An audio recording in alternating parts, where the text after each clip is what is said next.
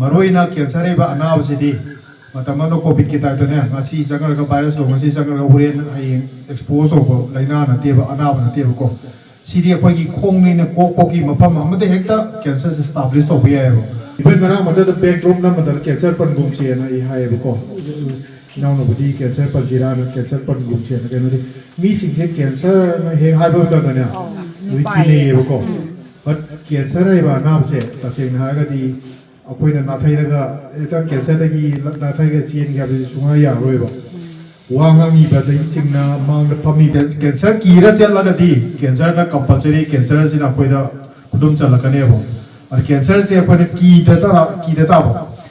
cancer ना रोहगदी अखोइ कीदबम संगेबो और की खुदम ना कैंसर से मरोइना अखोइ स्टेज मरी मंगा हाई 0 1 2 3 4 ना खाइदोएबको हारिबा 0 1 सिदा 2 सिदा 0 स्टेज 1 2 दा खंगोरगदी कैंसर आइबा नाबसे अखोइना लाइम याम लाइना ngam अदिगी थर्ड फोर्थ स्टेज दा खंगरबा कैंसर से खंगगदी कोइ तो गिदा लाइम दा वारनी पिचा तिंगनी लाइफ सेट तो मरोइबको मरोइना कैंसर आइबा अनाबसेदी मतलब कोविड की टाइप ने ngasi jangal का virus lo ngasi jangal ka huren ai expose हो लाइना ना ते बा अनाब ना ते को सीधी अखोइ की खोंग नि ना को की मफम अमदे हेक्ता कैंसर एस्टैब्लिश तो भी आयो अद तो नारकदो बा अनाब मफम दुगी मतुंग नारकदो कैंसर तो दुगी मतुंग सही मयामम संगेबो सही मंगा तरा दिहन संगेबो को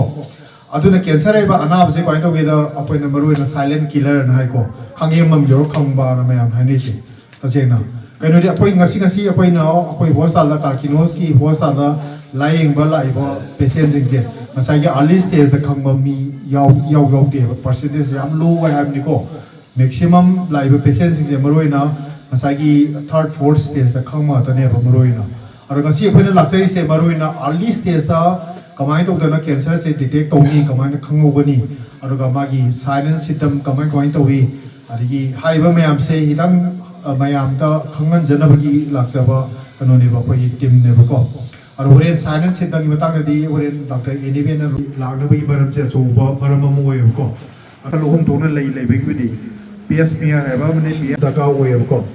अदो मसी तौबो मत सिगी याम साथीबा ना वायरस अखोइ हक्सांग दा याव द वायरस से मंगोन द लेरम तारगदी कंपलसरी खंगदोप तारगदी अखोइ मेडिकल लोन दा डॉक्टर ना प्रिस्क्रिप्शन दा नोट ता इरकांदा